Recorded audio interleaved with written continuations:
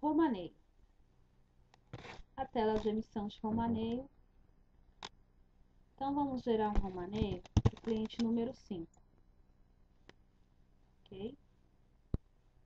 Número de pedido. Que pedido será que eu tenho em aberto? Vamos dar uma olhadinha nos pedidos que nós temos para esse cliente número 5. Nós temos 12 peças do AN002, no valor de R$100. E 12 peças do AN0023, no valor de 125.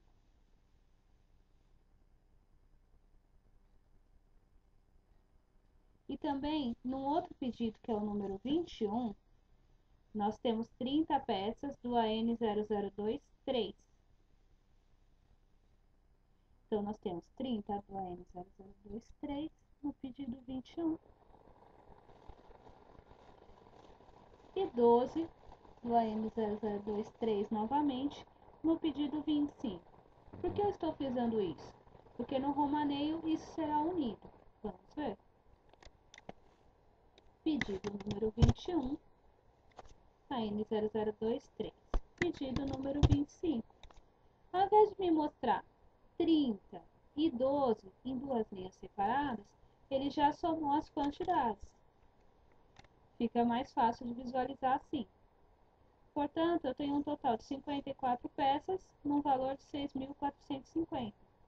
E eu vou salvar esse romaneio.